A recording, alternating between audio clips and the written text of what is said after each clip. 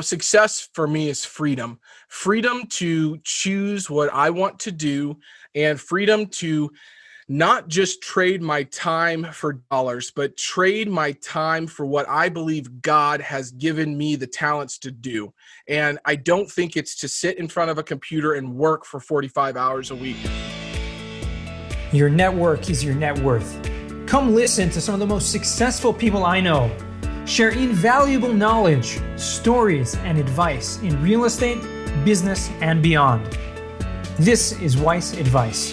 Whether you want to take your business or personal life to the next level, look no further. Welcome back to Weiss Advice. I am your host, Yona Weiss. It brings me great pleasure to have the one, the only, Logan Freeman.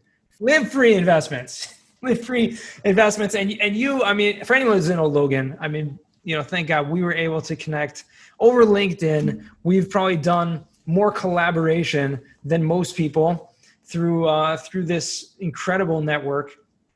And I'm so happy to have the opportunity to speak with you. I went on your podcast briefly not long ago, and just a little background about Logan, because there's so much we can say, but just to keep it short, you can find him on LinkedIn. You can learn all about him. He's been interviewed on dozens of other podcasts as well, so you can check him out there, his story. But he's a real estate broker. He's an investor, just recently founded a brand new investment company called FTW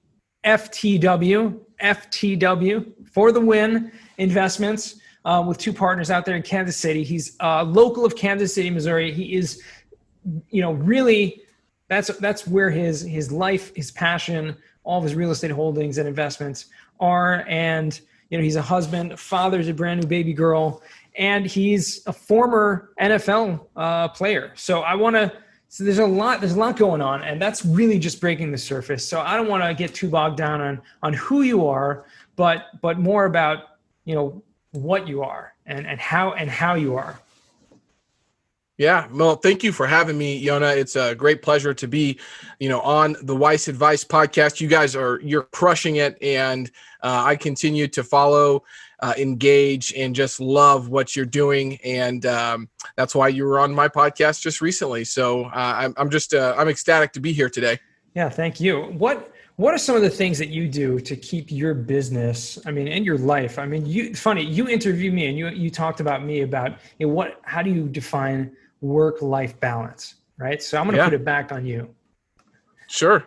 Yeah. Well, I've learned that there is no such thing as work-life balance. And I think somebody put it best, and we chatted about this, but there's work-life choices, and you have choices to make. Matthew Kelly is one of my favorite authors, and he writes about life is choices, and you can make a lot of different choices that take you in one direction or the other. And so every day I have filters that I put my choices through, and I write the same affirmation down every single day. And I live through what I call virtues. And so my faith, my family, my fitness, and my future. And then, there's sub virtues, kind of packed into those four, but those are my four pillars. And one of my mentors early on said, Logan, how many, pedestals or legs does a stool usually have? And I was like, well, there's three, but he's like, yeah, but typically there's four, right? There's, on a chair maybe. And he said, pick four things that can be your guiding light for the rest of your life, and use those to make decisions. So I filter every decision through those in that order, right? So it's my faith first, then it's my family, then it's my fitness, and I've been focused on fitness for 7 or 8 years now because, and I'm a pretty young guy, but it can get away from you really, really quickly. And it's said that if you have, when you have your fitness, you have 1,000 hopes and dreams, but when you don't, you only have one. And one of my good buddies just texted me and said, hey, I know we got together, about a month ago, but I just tested positive for, coronavirus. And it's just, that's fitness is so important to be able to do anything else in life at a high level. And then it's your future. So always trying to delay gratification and make choices that will better me down the road than it would right now. Because, I have everything that I need. And I told my wife last night, it was Father's Day. So happy late Father's Day, And we were just sitting there and we were just chatting. before we went to bed, and I won't tell you guys what time I go to bed because it's really early because I get up really, really early too, but it was still light out. I'll say that. And we're going to bed, and, I just looked at her and I said, man, I just got done praying, and I was in tears because I just felt so blessed about all of the things that I have in my life. And I realized that not everybody has a lot of those things, but work-life choices, it comes down to one thing for me. And I think during the coronavirus, during the pandemic and the protests that we've had and different things going on, people in our industry, people in every industry really are scared. Mm-hmm. And they're scared because I think because of one thing, because they don't have those foundational principles that they can live by. So if you focus on your faith and your family first and your fitness, you can take away all of your future. You still have three things to drop back onto. Even if you get coronavirus, you still have your faith and your family, but you have to make choices that allow you to have that strong foundation that when all those other things that you can't control go away, you still have your faith, you still have your family, and hopefully you're working on your fitness. Those are typically things that you can control in your life. And so to me, it's all about the choices that I make and filtering them through those virtues to allow me to make the decisions that I hope are putting me in the right place in my That's life. awesome. And you guys are making those choices. And I, just to paint a little bit of a picture and give our listeners an idea. I mean, during the coronavirus and the pandemic, and everyone was in lockdown, and everyone was scared, and people were, and especially the real estate industry, everyone knew that deals were just not happening. Like, deals were not happening. Comes Logan, right? And they close, right, an apartment community, not one, right? Yep. Not one, but two, right, deals in the month of May, right? That's right. And you guys are just like, and I asked you about it. I remember asking you, like, it's incredible. It's great to see this kind of action being taken in this kind of scenario. And your answer to me was, well, someone's got to set the bar, right? That's right. And that's right. That to me just goes to show you, when you have those pillars and you're focused and you know exactly what you want to do, then you can plow forward through anything. Yeah. We're blessed to be in a market here, Yona, that is a little less affected by a lot of the different, economic things that are going on. Kansas City is insulated. We're in the middle of the United States. We have a diverse economy of things that did not shut down. So we didn't feel it necessarily as much, I would say, as the coasts did. But at the same time, we were still raising capital. Mm-hmm. We were still closing on deals. And I brokered 2 other deals as well. We closed on over $12 million worth of real estate in the last 2 months during the coronavirus. That means due diligence, financing, you name it. And you were a part of all 3 of those transactions. The Grocer's Warehouse, probably the most iconic property that we've closed, up to this date.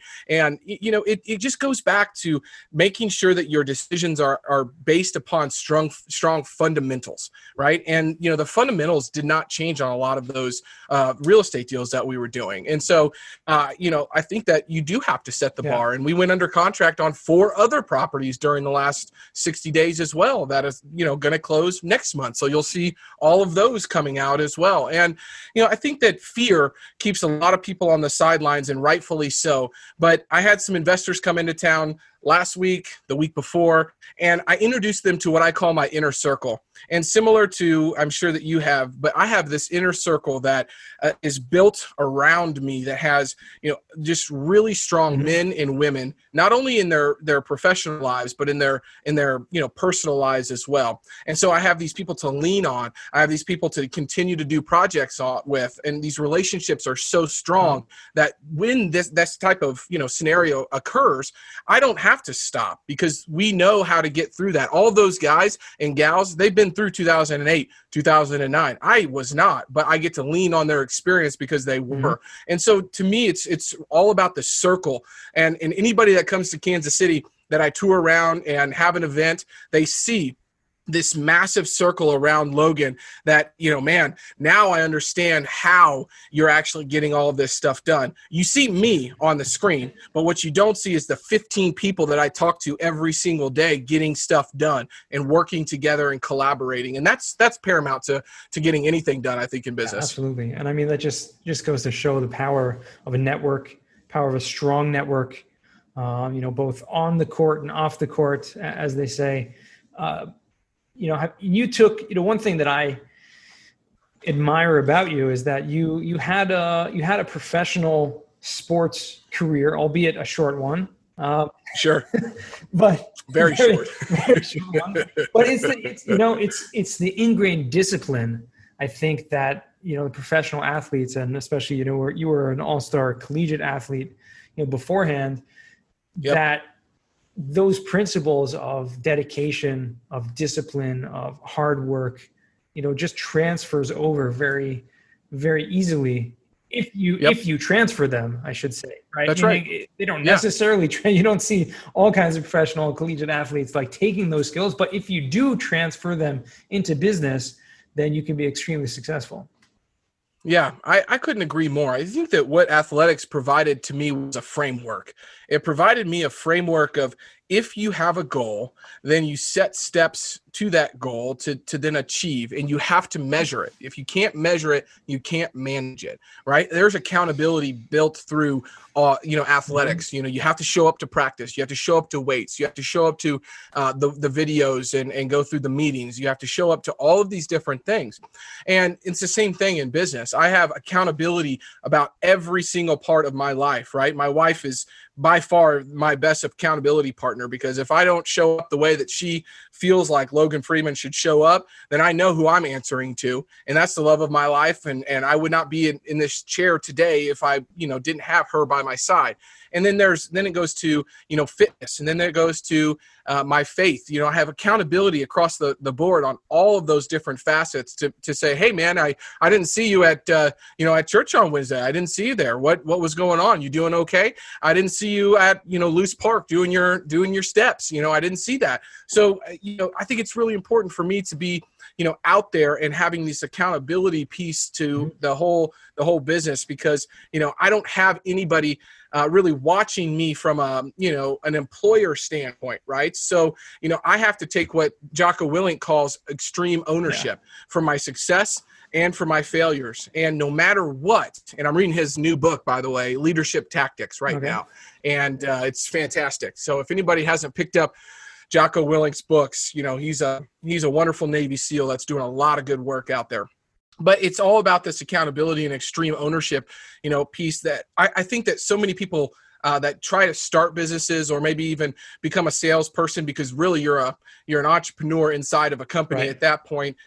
You might not have that accountability, and it needs to fall on your own, what I'll call, it needs to you have to be your own coach, right? You have to be your own coach in those scenarios. And it's really difficult to be very honest with yourself. And that's the biggest piece is like, if I don't have a project that completes, which, we've done 9 syndications now in the last 15 months. That's a lot. That's a lot. And there was one that we didn't complete, and I didn't have control of it. And I didn't have necessarily the time that I would have wanted to do that project, but I still signed on the dotted line and said, I will get this done. And I didn't. And we debriefed, we use a lot of military terms, in our business, but we debriefed why that didn't happen. And we learned so much from that one failure, but I didn't say it was because of, opportunity zone regulations. It was because it was in a market we didn't. I said, because we weren't good enough to get the deal done. That's our fault, not anybody else's. And I think that's really important for people to start taking extreme ownership in their personal and professional lives, because, it lives and dies with who you are. No matter where you go, there you are. I love mirrors, because I always look at myself and I'm like, you're a direct reflection of the choices that you're making, man. This is the first year, Yona, that I had to buy new pants, so I'll tell you this. So I was 335 pounds when I was at the NFL Combine. I dropped down to 219 pounds. So I lost close to 120 pounds.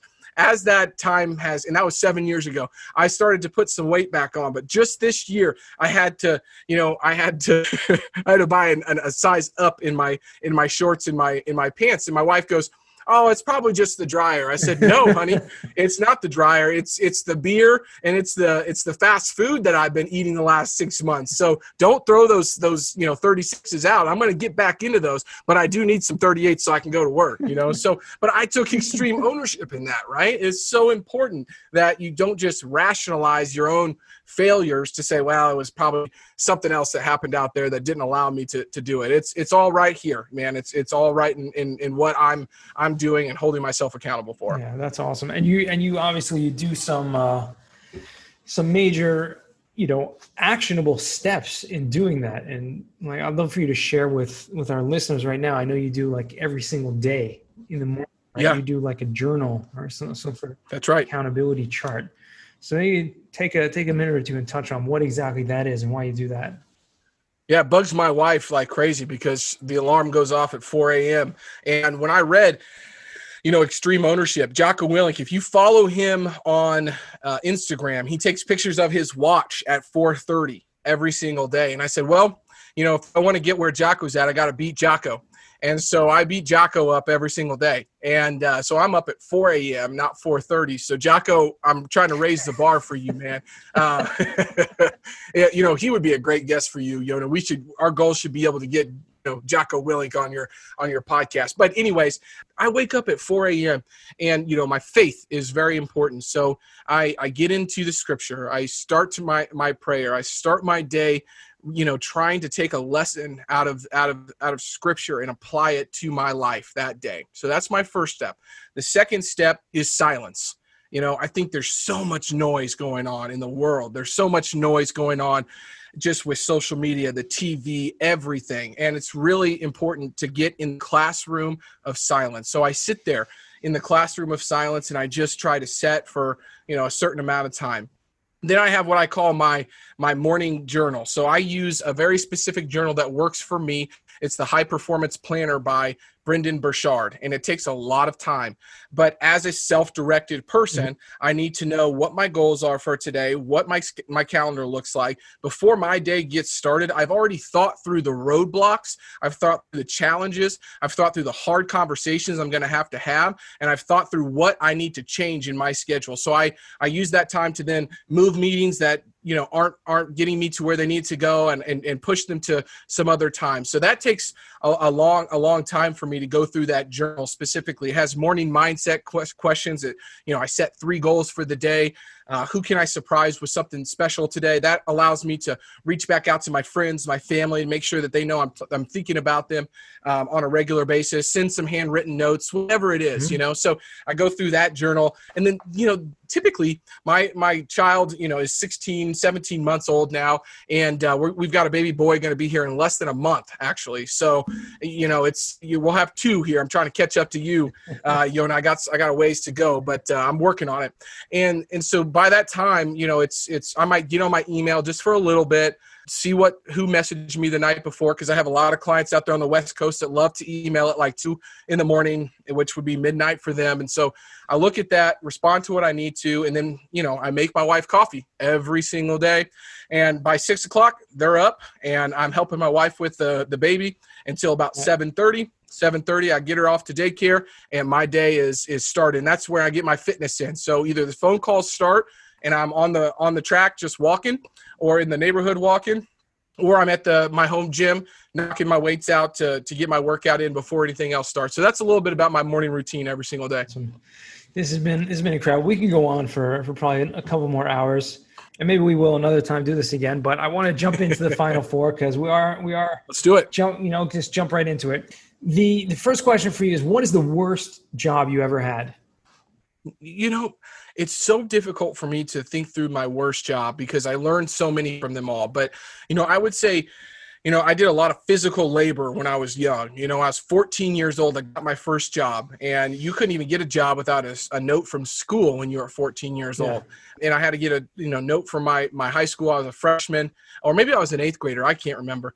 But I started, sweeping the floors and doing dishes at a catering business. And then I also on the weekends would or maybe it was during the weekdays, and on the weekends I did that. But I threw hay, so for a lot of folks up, in the big cities, you might not know, but cows eat hay. like grass. And, people, they bale this hay into these square bales where physically you have to pick them up on a trailer and stack them 6 to 7 feet tall. Well, I was tall, I was strong. So I got to sit on the back of this trailer and stack hay for 4 or 5 hours in the 95-degree heat. So I did that, but I wouldn't say that was my worst job. I think the worst job I ever had was during my master's program in college. I drove an hour to this job and I made 265 cold calls a day. Whoa. And that's where I probably learned how to deal with delineating between rejection of who I am as a person and the business offering that I had. And so that got me real comfortable with hearing no on the phone and being able to sell effectively on the phone and follow up in the right ways. But I tell you what, sitting in front of that computer screen with an ear thing in for 8 hours a day, making phone calls, selling K through 12 vendor data. So they would go to schools, websites, scrape the data, compile it in an Excel sheet, and then sell that to vendors. That's my worst job, I would say, I ever had, because I had to come prepared, pumped up, and smile and dial, man, all day long. I wouldn't wish that on my worst enemy.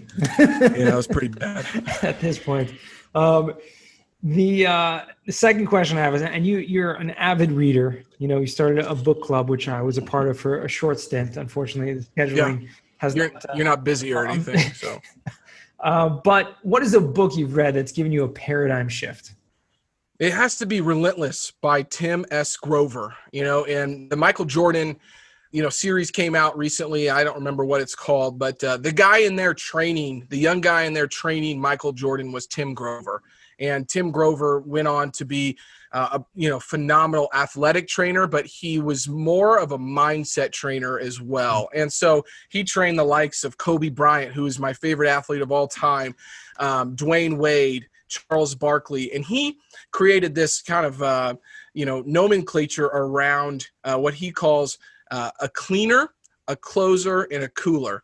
And, I think that there's 3 levels that you can get to as an athlete, a business person, and a cleaner is the top of the top, right? It's somebody who shows up, gets the job done, knows the goal, and they get it done probably 95 to 96% of the time. And if you ask them how they get it done, they can't tell you, but they get it done, and they help everybody else kind of rise up. And so this whole mindset around not just being a closer, but actually being a cleaner has been an incredible, perspective shift for me. I read that book 4 or 5 years ago, and I just reread it again, and it's a book that I read every single year. So Relentless by Tim S. Grover. It's controversial. It'll turn some people off, but you know what? That's okay, because if you can't read that book and listen to the actual, message behind the words that he's saying, then you're not a cleaner, and that's okay.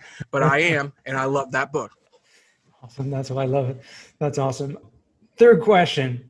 What is a skill or talent you'd like to learn? It has to be copywriting.